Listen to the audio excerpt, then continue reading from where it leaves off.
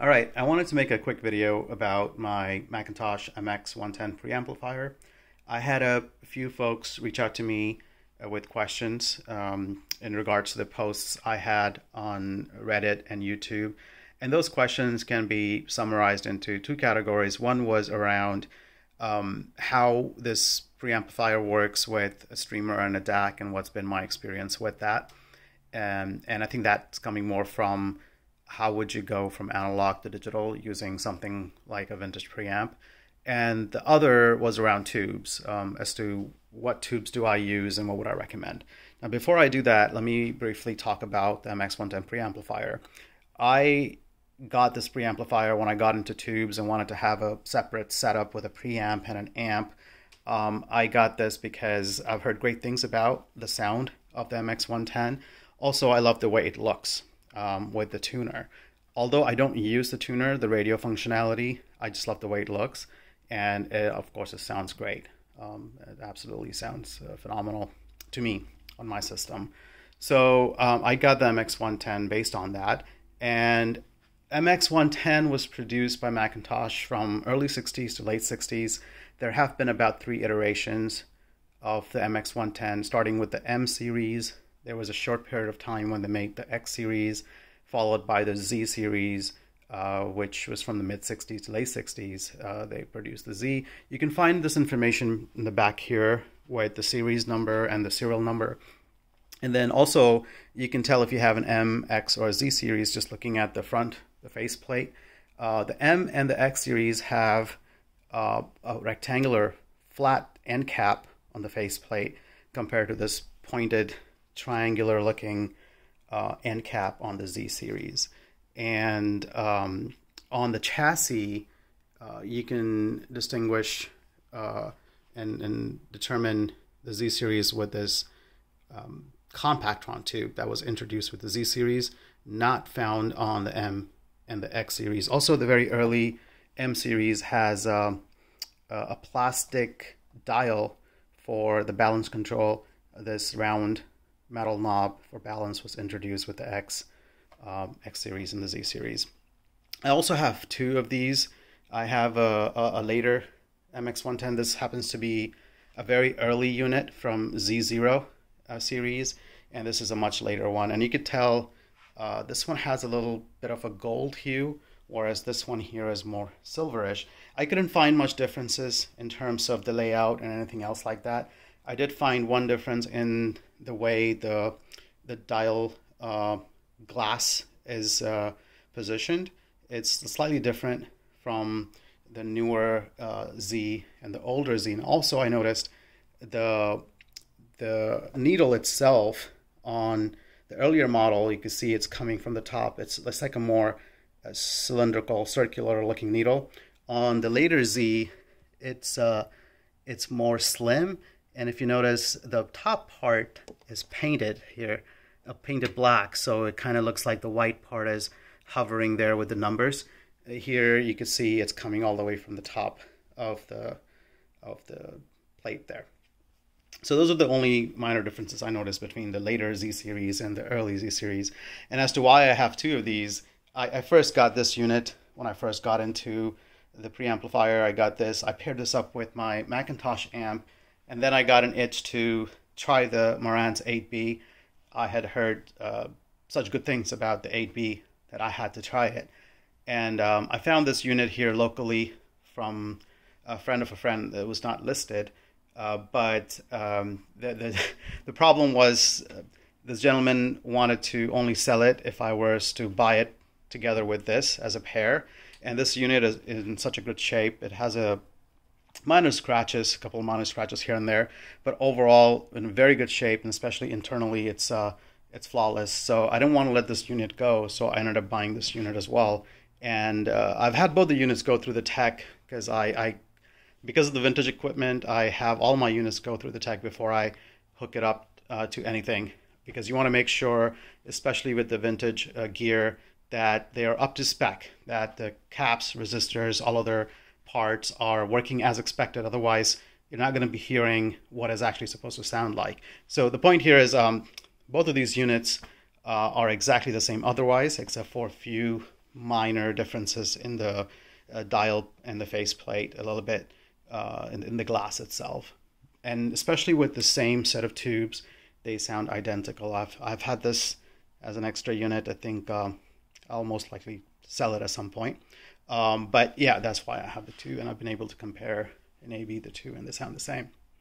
So now going on to the actual question about how does this work with Streamer and DAC. So if you are currently analog only and you're using a CD player or a turntable, I have used turntable. I have a turntable that I use. I have a reel-to-reel that I use. And lately, though, I've been doing mostly streaming. Having just millions of songs at your fingertip is just hard to beat. And the quality is great as well. So if you're currently all analog and you're thinking about how to go digital and how well your vintage preamp will work with that, let me tell you that I've had very good experience with it. I find myself mostly streaming now. Once in a while, I'll take out the turntable and hook it up, or the reel-to-reel. But apart from that, I primarily do streaming. And I'm sure you can find a lot of videos online about how to switch to digital. But essentially, in a nutshell, you'll need a music streaming service like Tidal or Qobuz, or if you have Apple iTunes or Amazon Music or YouTube Music or Spotify, one of those services. If you already have it, then you can utilize that.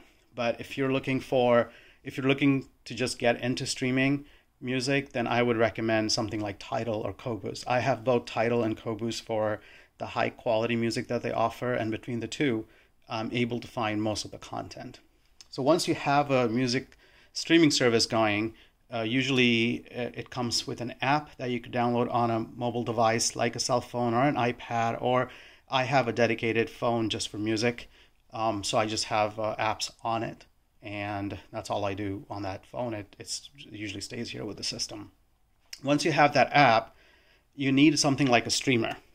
The streamer just gets the music downloads the music from the internet and just plays it. So this is digital zeros and ones, and you can find a streamer plus DAC combo like this, like a Veeam Pro, that does both streaming and has a DAC, so you could connect this directly to your preamplifier. Or you could get separates, like a streamer separately and a DAC separately. Either way, there's a lot of options available out there, and you could do some research to figure out what you like or prefer and go that route. So I have a Veeam Pro. This is a streamer plus DAC, but I don't use the DAC functionality of it. I just use it for streaming, which means it's only doing the digital part, and it's pretty good at that. I have not had many issues with it. It's fairly stable, and connectivity is great, and I have not had any issues. So I use this for streaming. It gets the song in digitally, zeros and ones, sends it to the DAC, and the DAC is digital to analog converter. It takes the digital signal, converts it into analog. So this one has an RCA out. Let me show you my older setup here with a streamer and a DAC. Just wanted to show you what that looks like. So usually the streamer will have some sort of antenna built in. Either it's built in internally, like on the streamer here, or it could have an external antenna like this to connect to Wi-Fi. And it gets the song from the server, whether it's whatever service you use. It pulls that via your online connection, and it then sends it to the DAC. If it's an internal DAC, then it will have an RCA out. As you can see, this was a streamer only, this particular unit. It doesn't have an RCA out. It has a digital out, and this USB here is also a digital out. And sometimes you could find a Toslink connector as well. So you could have multiple digital outs on the streamer only. So the digital out from the streamer goes into the digital in to the DAC. As you can see here, it says digital input. And from there, it converts it to analog, and you have something like an RCA out. And at that point, it's just an analog signal, and the RCA cable from your DAC can now go into the auxiliary in to your any whatever preamplifier you're using. So that's what I'm doing. The digital streamer here streams it with a digital out into the DAC, and the DAC has the RCA out that goes in here. At that point, the preamplifier does not know or does not care where it's coming from. So this is all it takes. You just need a streamer and a DAC to go to your vintage preamplifier. I hope I was able to answer that question about how to set up your streamer and DAC with the MX110. Now, as far as tubes are concerned, I have, before I do that, there are a lot of tubes on this preamplifier, as you can see. And that is because it has a tuner and the preamp functionality. And if you are using the tuner functionality, if you plan to use this unit for radio, then I recommend you get it checked and calibrated by a tech, and also replace any tuner tubes that you need. Most of the tubes, starting from the rear left here, all the way to the right here, all of these are tuner related tubes on this preamplifier, which I personally have not replaced. These are all original tubes. They are vintage Siemens and Telefunkens in here. The radio works fine, and I don't have any issues with it, but I have not calibrated it or replaced any tuner tubes, as I don't plan to use this unit primarily for radio. Now, for using it primarily as a preamplifier, non-radio, there are about 6 tubes that matter the most. And the most important tube in all of the audio circuit is this tube here in the middle. That is the V15 position, and that tube matters the most. So these 5 tubes here on the front left, these 5 plus the compactron tube, these 6 tubes are the most important if you're using it as a preamplifier. And within those 6 tubes, this tube here is the most important. This will change the tonality, the sound signature of the preamp based on that tube. I have a 1960s Tele rib plate running in that position, and I can tell you it just sounds phenomenal. So if you want a tube roll, this would be the tube to start with. This tube, when you change it to another 12AX7s from RCA or Amperex or Mullard, you will hear the difference and see what you like. And the next 2 important tubes are on the right here. These are 2 6U8 tubes, and these are, I'm running RCA black plates in that position, and they sound great to me. So if you plan to tube roll, that's another set of tube that you can try. Also, thing to note about these tubes is these 2 tubes, the 6U8, they tend to run out sooner than the 12AX7. So if you're planning to keep this preamplifier for long term, then plan to have a few sets of these 6U8 tubes available to you to rotate them. Check them often and make sure you replace them as they wear out. Also, the 6U8 tube, you can get a 6U8A, and that's fine. Those are interchangeable. 6U8 and 6U8A. Do not make the mistake I made and accidentally ordered a 6AU8 tube, which is a completely different tube.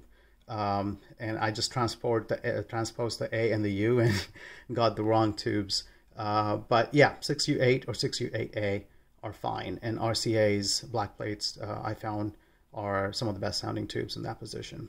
The next 2 tubes here are 12AX7s, and these are primarily responsible for your phono section. So if you're using a turntable, then these tubes matter, and you can swap these out to whatever you like. I currently have Sylvania black plates running in there, and they sound good, but that's a personal preference. You can swap them out with your preferred set of 12AX7s.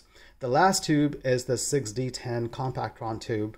That tube does not affect the tonality per se.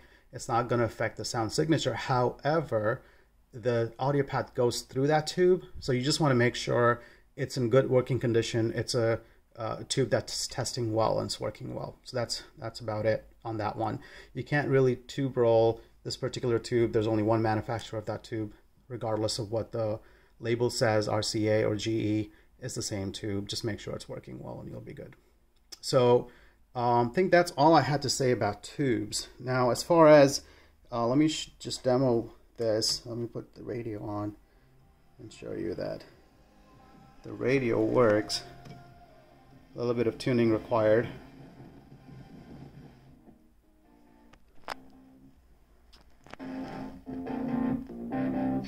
Merry Christmas from Air One. Merry Christmas. And then if I play a song on, let me get the phone out here.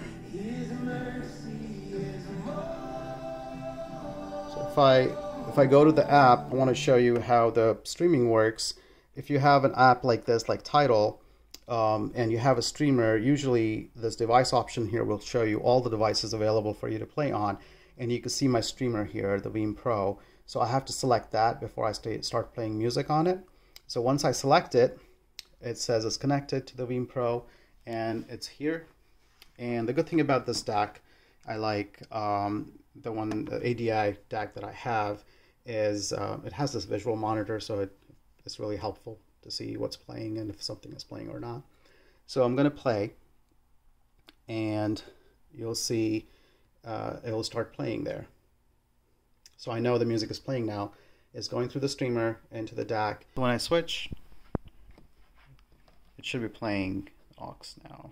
Let's switch to aux. There it is. What do you get when you kiss a guy? You get another chance to catch your morning. After you do, she'll never phone you. I'll never fall in love again.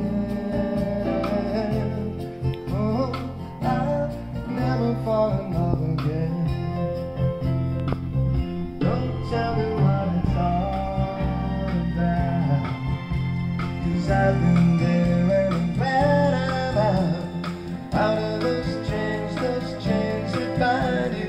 That is why I'm here to remind you. What do you get when you give your heart? You get it all broken down. Okay. That was the demo of that. Hopefully I was able to answer some of those questions, and hopefully you find this video helpful. Thanks for watching. Bye.